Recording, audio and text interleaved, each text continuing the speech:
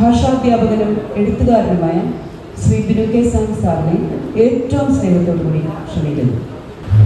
5:30 മണിക്ക് ഊസ്ലൻ സ്റ്റേഷനിൽ ഞങ്ങളെത്തി. യോപ്പ മുതൽ കുറെ ഇടതീ നാരകം, ചെറുനാരകം, മുന്തിരി ഇവകളുടെ തോട്ടങ്ങളും വളരെ വിസ്താരവും ഫലവത്തുമുള്ള ഒരു മൈതാനവും കണ്ടു. ഷാരോൺ സമഭൂമിയാണെന്നാണ് ഇതിനെക്കുറിച്ച് കിട്ടിയ അറിവ്. ഇവിടെ യവം, ഗോതമ്പ്, ഈ കൃഷികൾ ധാരാളം ഉണ്ടായിരുന്നു. ഈ സമഭൂമി കഴിഞ്ഞാൽ പല താഴ്വരയും പർവ്വത നിരകളുമുണ്ട്. താഴ്വരകളിൽ ഒന്ന് വേദത്തിൽ പറയുന്ന അയലോൺ താഴ്വരയും പർവ്വതങ്ങളും യഹൂദയിലെ പർവ്വതങ്ങളുമായിരിക്കും. മലയാളത്തിൽ അച്ചടിച്ച ആദ്യത്തെ യാത്രാവിവരണം തുടങ്ങുന്നത് ഇങ്ങനെയാണ്. ഇതെഴുതിയത് പരിശുദ്ധ പരിമല തിരുമേനി. ഇത് എത്ര പേർക്ക് അറിയാമെന്നുള്ള ഒരു ചോദ്യം ബാക്കി വെച്ചുകൊണ്ടേ ഞാൻ തുടരുന്നുള്ളൂ. കാരണം ഇത് പറയേണ്ട പലരും പറയാറില്ലാത്തത് കൊണ്ടാണ് എനിക്കിത് പറയേണ്ടി വന്നത്. മലയാളത്തിൽ എഴുതപ്പെട്ട ആദ്യ യാത്രാവിവരണം ഇതല്ല.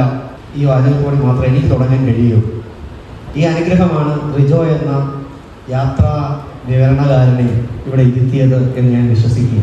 ഈ പുസ്തകം റിജോ വായിച്ചിട്ടുണ്ടെന്ന് എനിക്ക് ഉറപ്പാണ്. അപ്പോൾ ഇനിയെങ്കിലും നമ്മൾ നമ്മുടെ ഇടയിലുള്ള എഴുത്തുകാരെ കാലത്തിനപ്പുറത്തേക്ക് കൊണ്ടുപോകേണ്ട ഉത്തരവാദിത്വം ഏറ്റെടുക്കണം എന്ന് വിചാരിച്ചിട്ടാണ് ഞാൻ ഇങ്ങനെ തുടങ്ങിയത്. പുസ്തകം വനിതാ വിത്തം പരഹസ്തം ഗതം ഗതം അഥവാ പുനരായതി നഷ്ടം ഭ്രഷ്ടാച കണ്ഠസ. ഇത് പറയാൻ വന്നതല്ല, പക്ഷെ ആ ചിത്രത്തിലേക്ക് നോക്കിയപ്പോൾ എൻ്റെ ഗുരുനാഥൻ PK ജോർജ് സാറിനെ ഞാൻ കാണുകയാണ്. സാർ ഇടയ്ക്കിടയ്ക്ക് ക്ലാസ്സിൽ വന്ന് വായനയെക്കുറിച്ചും പുസ്തകത്തെക്കുറിച്ചൊക്കെ പറയുമ്പോൾ പറയുന്ന ആ ശ്ലോകം, അദ്ദേഹം പുസ്തകത്തെക്കുറിച്ച് പറഞ്ഞ അന്യൻ്റെ കയ്യിൽപ്പെട്ടാൽ പോയി എന്ന് വിചാരിക്കാവുന്നതും അഥവാ തിരിച്ചു വന്നാൽ ക്ഷതമുറപ്പാണ് എന്ന് പറയുന്ന 3 കാര്യമാണ് പുസ്തകവും പെണ്ണും പണവും എന്ന് പറഞ്ഞത്. ഏതെങ്കിലും അർത്ഥത്തിൽ ഇവിടെയും ഈ പുസ്തകം വാങ്ങിച്ച് വായിക്കുന്നവരുടെ മുമ്പിലേക്ക് വരട്ടെ ഈ ആശയം. അടുത്തവൻ്റെ കയ്യിൽ നിന്ന് വാങ്ങിച്ച് വായിക്കുകയല്ല, സ്വന്തമായിട്ട് വാങ്ങിച്ച് വായിക്കട്ടെ എന്നുള്ള ഒരു പ്രാർത്ഥന കൂടി അതിൻ്റെ ബാക്കി വെക്കുകയാണ്. വായന, ലോകത്തിൽ വായന എന്ന പദം കിട്ടാവുന്ന ഒരേ ഒരിടം വാതായനമാണ്. വാതായനത്തിൽ നിന്ന് മാത്രമേ വായനയെ എടുക്കാൻ കഴിയൂ. ഇന്നലെ ഞാൻ കുറച്ച് കുട്ടികളോട് ചോദിച്ചു എന്താണ് വാതായനം. അവരെന്നോട് പറഞ്ഞ 3 ഉത്തരങ്ങളുണ്ട്. ഒന്ന്, വാതായനം തുറന്നിട്ടാൽ യഥേഷ്ടം വായു അകത്തേക്ക് വരികയും പുറത്തേക്ക് പോവുകയും ചെയ്യും. വാതായനം തുറന്നിട്ടാൽ വെളിച്ചം യഥേഷ്ടം അകത്തേക്ക് വരികയും പുറത്തേക്ക് പോവുകയും ചെയ്യും. വാതായനം തുറന്നിട്ടാൽ പുറത്തുള്ള ഒരുപാട് കാഴ്ചകൾ നമുക്ക് കാണുവാനും കഴിയും. ജീവിതത്തിന്റെ വാതായനം തുറന്നിട്ട് റിജോയുടെ പുസ്തകത്തിന്റെ പ്രകാശനം എന്ന് പറഞ്ഞാൽ അതിപവിത്രമായ കർമ്മം, അങ്ങനെ തന്നെ പറയാം. വേറെ എന്തിനോടൊപ്പവും സാമ്യപ്പെടുത്തുവാൻ പാകത്തിലുള്ള അതിപവിത്രമായ കർമ്മം. അത് ആരുടെ കയ്യാലാണോ നിർവഹിക്കപ്പെട്ടത്, അത് കൃത്യമായ കാര്യങ്ങൾ അന്ന് പ്രിയപ്പെട്ട റോബിൻ പീറ്റർ സ്വാഗത പ്രസംഗത്തിൽ പറഞ്ഞതുകൂടിയാണ്. ഇവിടെ ഇരിക്കുന്ന ഒരുപാട് പേര് യാത്ര ചെയ്യുന്നതാണ്. റിജോ യാത്ര ചെയ്ത രാജ്യങ്ങൾ കൂടുതൽ ഞാൻ യാത്ര ചെയ്തിട്ടുണ്ട്. പക്ഷെ എൻ്റെ യാത്ര ഒരു പാഴ്സൽ പോലെയായിരുന്നു. എന്നെ ഇവിടെ നിന്ന് അവിടെ കൊണ്ടിറക്കും, അവിടുത്തെ കാര്യം കഴിയും, ആ പാഴ്സൽ തിരിച്ച് ഇവിടെ വന്നിറക്കും എന്നുള്ളതിൽ കവിഞ്ഞ് എൻ്റെ യാത്രയിൽ യാതൊരു വിധമായ വ്യത്യാസവുമില്ല. ഇത് എവിടെ നിന്ന് കിട്ടുന്നതാണെന്ന് വെച്ചാൽ സമകാലികമായി കുട്ടികൾ ഇതാണ് അനുഭവിക്കുന്നത്. രാവിലെ മമ്മി, അമ്മ എന്ന് പറഞ്ഞ പറ്റില്ല, മമ്മി ഈ കുഞ്ഞിനെ കയറ്റി ആ സ്കൂൾ ബസ്സിലേക്ക് കയറ്റി വിടും. അവൻ്റെ ഒരു വലിയ ബാഗുമായിട്ട് അവനെ സ്കൂളിൽ കൊണ്ടിറക്കും. അതേപോലെ തന്നെ തിരിച്ചു പോയിട്ട് ഇതുപോലെ തിരിച്ചിറക്കുന്ന യാത്ര മാത്രമേ ഉള്ളൂ. മറ്റ് യാത്രാനുഭവങ്ങൾ ഇല്ലാത്ത ഒരു കാലത്താണ് നമ്മൾ ജീവിക്കുന്നത്. അതുകൊണ്ട് തന്നെ എന്നെപ്പോലുള്ള യാത്രക്കാര് ഇതൊക്കെ അനുഭവിക്കേണ്ടി വരും. പക്ഷെ അങ്ങനെയല്ല, കാഴ്ചകളെ വേറിട്ട് കാണുവാൻ കഴിയുന്ന ഒന്നായിരിക്കണം. അതുകൊണ്ടാണ് അങ്ങനെയുള്ള പുസ്തകങ്ങൾ എഴുതുന്നവരോട് വല്ലാത്ത ഭ്രമമാണ്, അല്ലെങ്കിൽ അസൂയയാണ്. ഇവിടെ ഏറ്റവും കൂടുതൽ യാത്ര ചെയ്യുന്ന സന്തോഷ് സാറുണ്ട്. സന്തോഷ് സാർ അസൂയയോടൊപ്പം എനിക്ക് നോക്കുന്നത് എനിക്കറിയാം. കാരണം ഈ അടുത്ത സമയത്തും യൂറോപ്യൻ രാജ്യങ്ങളിൽ യാത്ര ചെയ്തിട്ടുമാണ്. ഇങ്ങനെയുള്ള യാത്രകളാണ്. ആ യാത്രയ്ക്ക് പ്രിയപ്പെട്ട ഒരാളെന്ന് പറയുമ്പോൾ ചാണ്ടിച്ചായനെ യാത്ര ചെയ്യിച്ച് ആ ഗ്രാമത്തിൽ കൊണ്ടുവന്നിട്ട് ആദ്യ ചലച്ചിത്രം സൃഷ്ടിച്ച ലാൽ ജോസ് ആണ് ഇവിടെ ഇരിക്കുന്നത്. അയാൾ ഒരു ജീപ്പിൽ യാത്ര ചെയ്ത് വരികയാണ്. നമ്മുടെ കോന്നിക്കാർക്കൊന്നും ജീപ്പ് യാത്ര അത്ര പ്രയാസമുള്ള കാര്യമില്ല. പക്ഷെ ആ യാത്രയിലാണ് ആ സിനിമ കൊണ്ടുപോകുന്നതെന്ന് ഞാൻ വിചാരിക്കുകയാണ്. അങ്ങനെ എല്ലാ സിനിമകളിലും ഉണ്ട് യാത്ര. ഒളിപ്പിച്ചു വെച്ചിരിക്കുന്ന യാത്രയുടെ സൗന്ദര്യം അങ്ങയുടെ എല്ലാ സിനിമകളിലും കണ്ടെത്താൻ കഴിയുന്നു എന്നുള്ളത് ഈ അവസരത്തിൽ പറയാതെ പോകാൻ കഴിയുകയുമില്ല. അല്ലാതെ ക്ലാസ്മേറ്റ്സിനെ കുറിച്ച് പറഞ്ഞാൽ അതിലെ യാത്രയും പാട്ടും ഒക്കെ പറയാം. ഇവിടെ ബാബുജീഷ നോക്കിയിരിപ്പുണ്ട്. അന്ന് ആ സിനിമ ഇറങ്ങിയപ്പോൾ ആക്ഷേപം കേട്ട 2 പേരാണ് ഞങ്ങൾ. അത് സതീശൻ കഞ്ഞിക്കുഴിയും സുകുമാരനും ഞങ്ങൾ 2 പേരുമാണ് എന്ന് ഞങ്ങൾ ഒരുപാട് പേര് ആക്ഷേപിച്ചിട്ടുണ്ട്.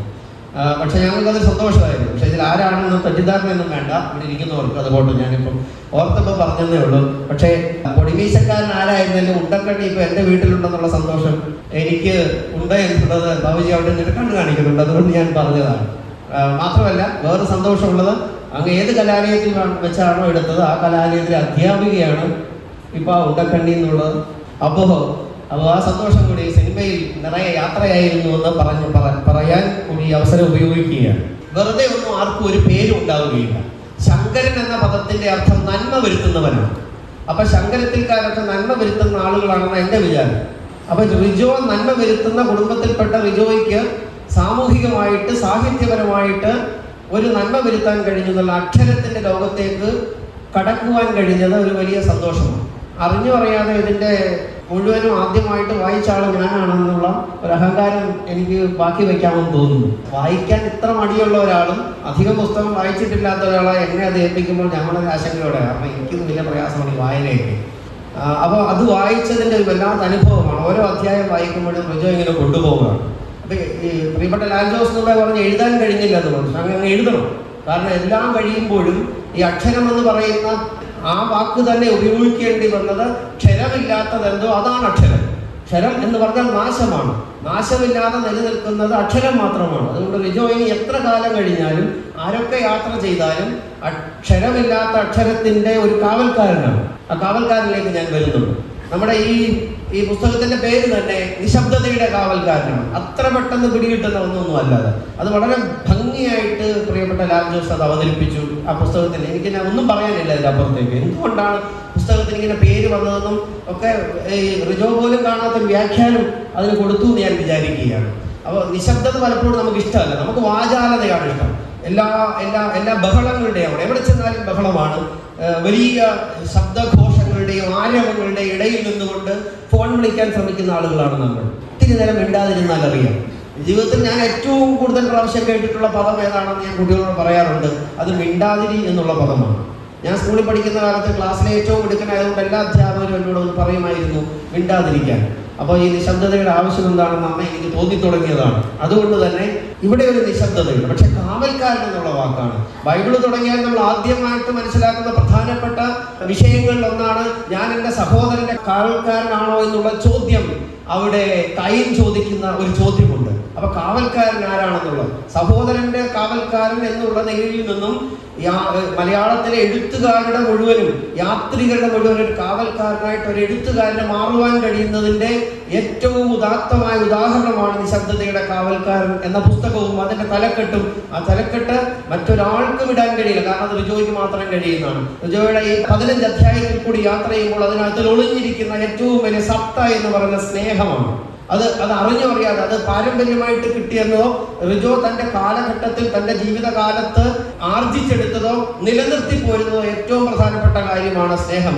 ആരോടും ദേഷ്യപ്പെടാറില്ല, ആരോടും കൂടുതൽ ഉച്ചത്തിൽ സംസാരിക്കാറില്ല. അപ്പോൾ തീർച്ചയായിട്ടും റിജോയ്ക്ക് ഒരു കാവൽക്കാരന്റെ ഈ സാമൂഹികമായ ക്രൈസ്തവ ധർമ്മത്തിന്റെ ഒരു കാവൽക്കാരന്റെ എല്ലാ പ്രൗഢിയും റിജോയ്ക്കുണ്ട് എന്ന് തീർച്ചയായിട്ടും ഉറപ്പിച്ച് പറയാൻ പറ്റും.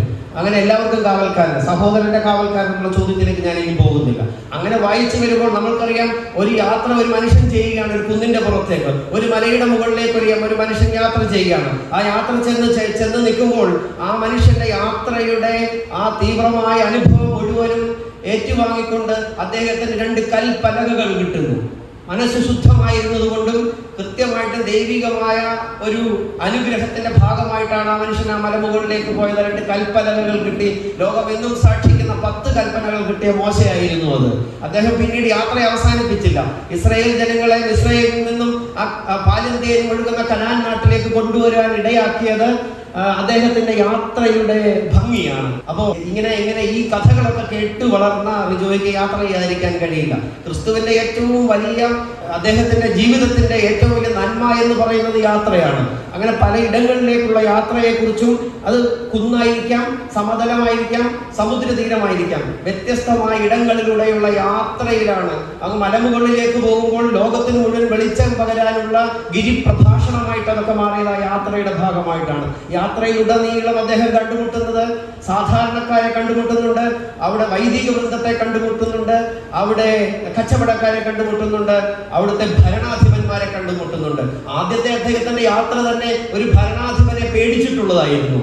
അതുകൊണ്ടാണല്ലോ ആ പുൽക്കൂട്ടിൽ പിറന്ന ഉടനെ അവിടുന്ന് കുഞ്ഞുങ്ങളെയൊക്കെ കൊല്ലുന്ന കഥ കേട്ടിട്ട് ഈ അപ്പനും അമ്മയും അദ്ദേഹത്തെ കൊണ്ട് യാത്ര ചെയ്യുന്നത്. അവിടുത്തെ യാത്രയുടെ ഒരു ജനനം മുതലല്ല യാത്ര എന്നാണ് എൻ്റെ പക്ഷം ഒരു കുഞ്ഞുണ്ടാകുന്നതിന് മുമ്പ് യാത്ര തുടങ്ങുകയാണ്. ഒരു പുരുഷ ബീജം യാത്ര ചെയ്തൊരു സ്ത്രീ ബീജത്തെ കണ്ടുമുട്ടുന്നത് അവിടെ തുടങ്ങിയാണ് ഒരു യാത്ര. ആ യാത്രയാണ് ജീവിതത്തിലുടനീളം നമ്മൾ കാത്തു സൂക്ഷിക്കുന്നത്. അങ്ങനെ പോയിട്ട് കണ്ടുപിടിച്ച് കൊള്ളാവുന്ന 23 ക്രോമസോമുകളുമായിട്ട് അങ്ങോട്ട് ചെന്ന് ആ സ്ത്രീയുടെ 23 ക്രോമസോമുകളുമായിട്ട് യോജിച്ചിട്ട് ആ യാത്രയുടെ സംഗമത്തിലാണ് ഒരു കുഞ്ഞ് ജനിക്കുന്നത്.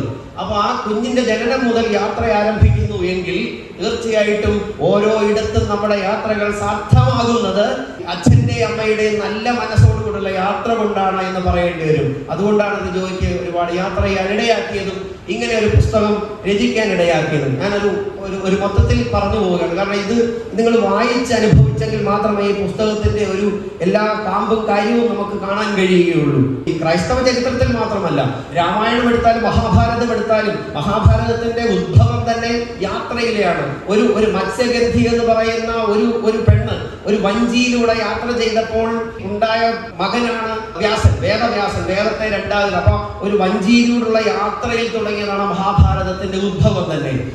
മുഹമ്മദ് നബി മക്കയിൽ നിന്ന് മദീനയിലേക്ക് ഒരു യാത്ര ചെയ്തത് പലായനമായിരുന്നു, വെറും യാത്രയല്ലായിരുന്നു. അപ്പൊ എല്ലാ മതങ്ങളുടെയും അടിസ്ഥാനപരമായ കഥകളിലോ മിത്തുകളിലോ യാഥാർത്ഥ്യങ്ങളിലോ യാത്രയുടെ നീണ്ട നിരകൾ കാണാൻ കഴിയും.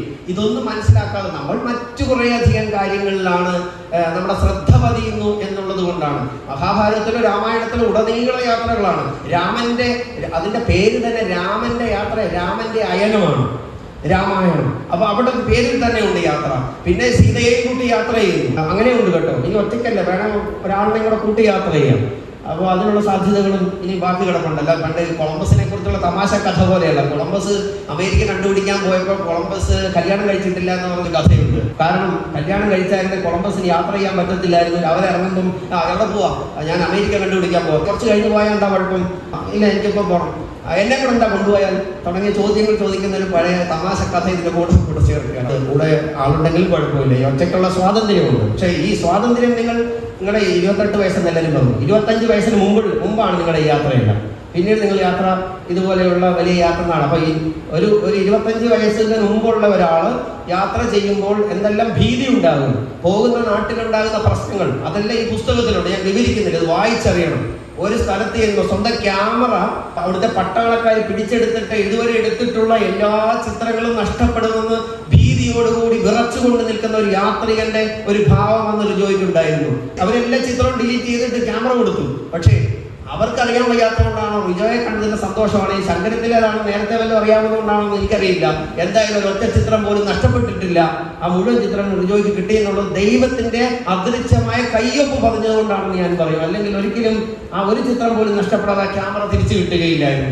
അതിന് മുമ്പേ പറഞ്ഞ സ്നേഹത്തെ കുറിച്ച് പറഞ്ഞാൽ, ആ ശ്രീലങ്കയിലേക്ക് പോയപ്പോൾ ആ നമ്മുടെ ഇവിടുത്തെ ഓട്ടോ പോലുള്ള വാഹനത്തിൽ യാത്ര ചെയ്തിട്ട് അവർ ഇറങ്ങുമ്പോൾ ആ കയ്യിൽ ഇവിടുന്ന് ടീച്ചർ കൊടുത്തുവിട്ട കുറച്ച് ഉണ്ണിയപ്പം ഉണ്ടായിരുന്നു. അത് സ്വന്തമായിട്ട് കഴിക്കാൻ വേണ്ടി കൊണ്ടതായി. പക്ഷേ അതിലുണ്ടായിരുന്ന ആ സ്ത്രീയുടെ ചിരി കണ്ടിട്ട്, ആ സ്ത്രീയുടെ ചിരി കണ്ടിട്ട് നിങ്ങളത് തെറ്റിദ്ധരിക്കണ്ട, ഇവരതിനകത്തുള്ളത് കാണുന്നുമില്ല, ഇങ്ങനെ വഴിയറിയാതെ നിൽക്കുകയാണെന്ന് മനസ്സിലായിട്ടാണ്.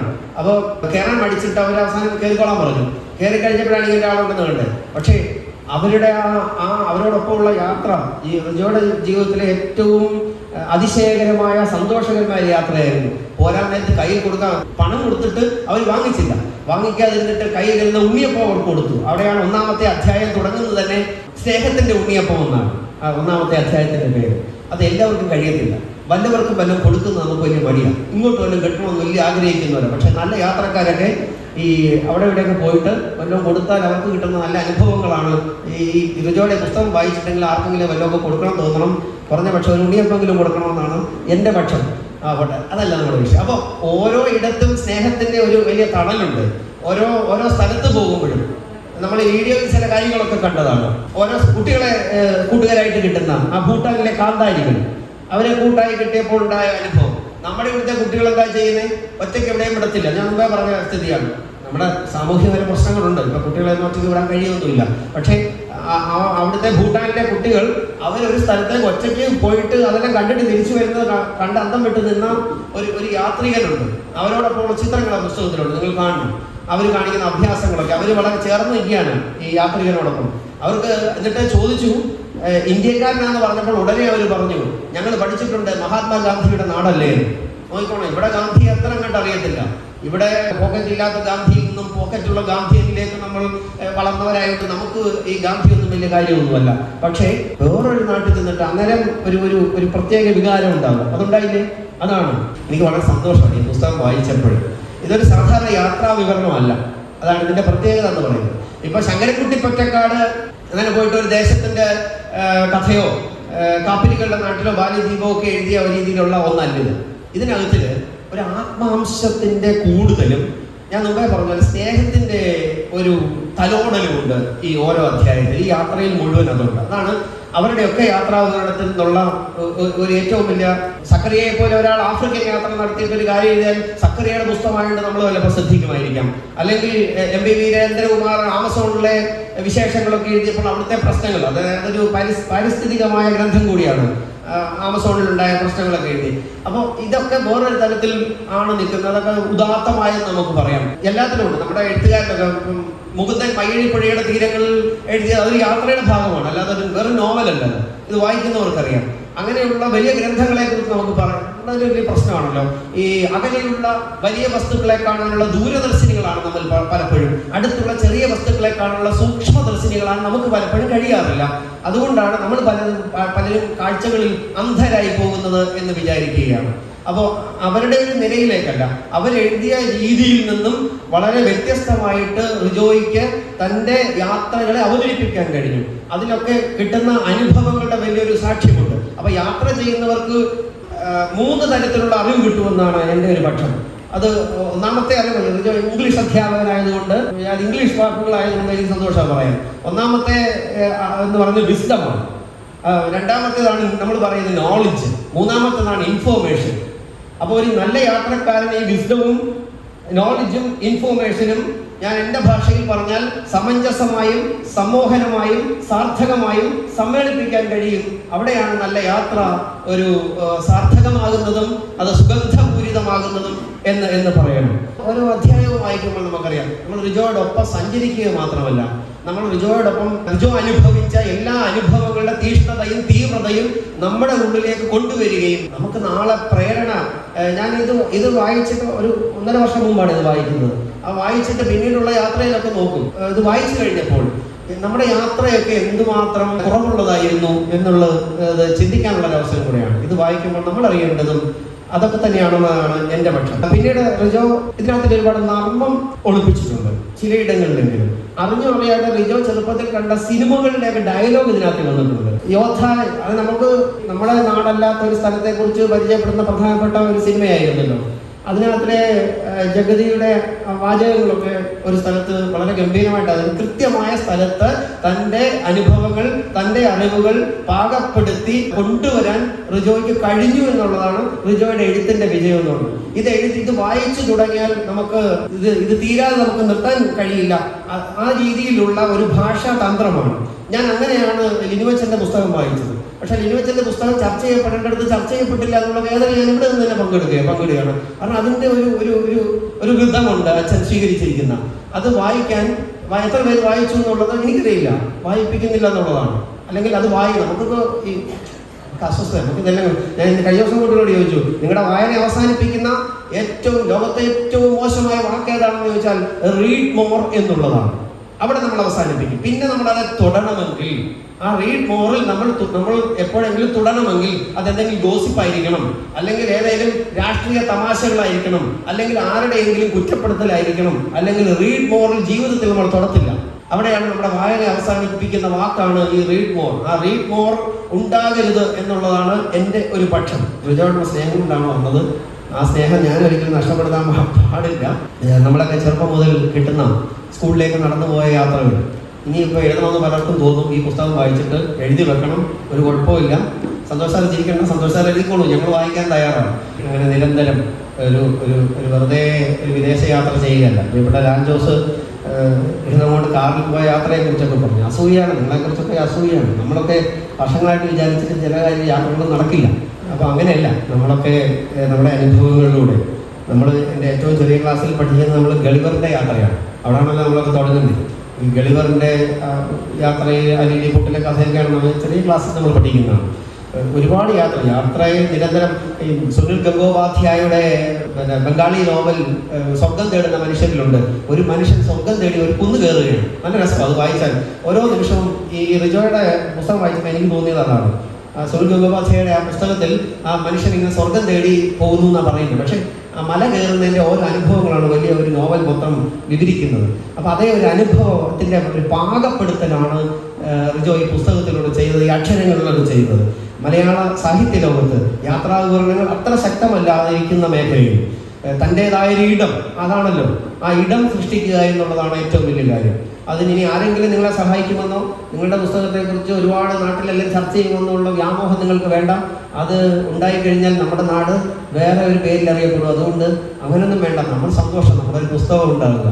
പിന്നെ എന്നോട് റിജോയോട് നൽകിയ ഈ സ്നേഹം, ഈ പുസ്തകത്തിൽ റിജോയോടൊപ്പം സഞ്ചരിക്കാൻ എനിക്ക് കഴിഞ്ഞിട്ടുണ്ട്. ഈ പുസ്തകം എഴുതിയ സമയം മുതൽ ഈ പുസ്തകം ഇന്ന് പ്രകാശനം ചെയ്ത സമയം വരെ എനിക്കും റിജോയോടൊപ്പം സഞ്ചരിക്കാൻ കഴിഞ്ഞു എന്നുള്ള എല്ലാ സന്തോഷമുണ്ട്. ഇതൊരു നിയോഗമാണ്, അല്ലെങ്കിൽ ഈ ദിവസം ഞാനിവിടെ നിൽക്കണമെന്നില്ല. ഈ ഒരു മഹാസദസ്സാണിത്. ഇത് റിജോയോടോ ശങ്കരത്തിൽ അച്ഛനോടോ ടീച്ചറിനോടോ റോബിൻചാനോടൊക്കെ ഉള്ള വലിയ സ്നേഹം നിറഞ്ഞൊരു സദസ്സാണ്. അല്ലാത്തവരാരും ഇവിടെ ഇല്ല. ഇന്ന് ഒത്തിരി പരിപാടികൾക്ക് ആർക്കും വേണേലും പോകാം. ഈ സദസ്സിന് മുമ്പിൽ നിൽക്കാൻ കഴിയുന്നത് എൻ്റെ ഒരു ഭാഗ്യമാണ്, ദൈവ നിയോഗമാണ്.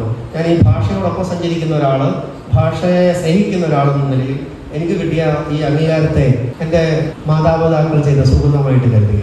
എൻ്റെ പിതാവിൻ്റെ ആദ്യത്തെ വിദ്യാർത്ഥിയാണ് യോഹന്നാൻ ശങ്കരത്തിൽ അച്ഛൻ. അച്ഛാ, ഇതൊരു ദൈവ നിയോഗമാണ്. ആ ഗുരുനാഥൻ്റെ മകൻ ഇവിടെ വന്നിട്ട് അച്ഛൻ്റെ മകൻ്റെ പുസ്തകത്തെക്കുറിച്ച് സംസാരിക്കാനുള്ളത് ഇത് ഇങ്ങനെ സംഭവിക്കുള്ളൂ. ഇത് ലോകത്തിൻ്റെ ഒരു നീതിയാണ്. അപ്പോൾ ഏറ്റവും ആദരണീയനായ ഇവിടെ ലാൽ ജോസിൻ്റെ സാന്നിധ്യത്തിൽ കൂടി ഈ പുസ്തകം പരിചയപ്പെടുത്താൻ കഴിഞ്ഞതിൽ എനിക്ക് ഏറെ സന്തോഷമുണ്ട്. പ്രിയപ്പെട്ട പ്രിൻസിപ്പൽ സിന്ധു ടീച്ചർ, നിങ്ങളമ്മ അത്ര വലിയ പരിചയമൊന്നുമില്ല, അടക്കം കണ്ടിട്ടുള്ളതെന്ന് മാത്രമേ. ഞാൻ ആ കോളേജിൽ പഠിച്ചാണ് എന്നുള്ള ചെറിയൊരു കുഴപ്പം മാത്രമേ ഉള്ളൂ. വേറെ ഒരു കാലഘട്ടത്തിൽ ഞാനും ബാബുജിയൊക്കെ അവിടെ ഉണ്ടായിരുന്നു എന്നുള്ളതാണ്. അപ്പോൾ എല്ലാവരോടുള്ള സ്നേഹം പകർന്ന റിജോയുടെ പുസ്തകം കൂടുതൽ വായിക്കപ്പെടട്ടെ, റിജോ കൂടുതൽ യാത്ര ചെയ്യട്ടെ, കൂടുതൽ എഴുതാൻ കഴിയട്ടെ. ഒരിക്കലും ഇത് അവസാനിപ്പിക്കാൻ പാടില്ല. പുതിയ പുതിയ വാതായനങ്ങൾ വായനയിൽ തുറക്കുവാനിടയാക്കട്ടെ. എൻ്റെ യാത്രയിൽ എന്നോടൊപ്പം കൂടുകയും എന്നെ പ്രോത്സാഹിപ്പിക്കുകയും ചെയ്യുന്ന ധാരാളം പേരുണ്ട്. അവരോടുള്ള എൻ്റെ ഒരു സ്നേഹം പൊതുവേദിയിൽ പങ്കിട്ടുകൊണ്ട് ഞാൻ അവസാനിപ്പിക്കുകയാണ്.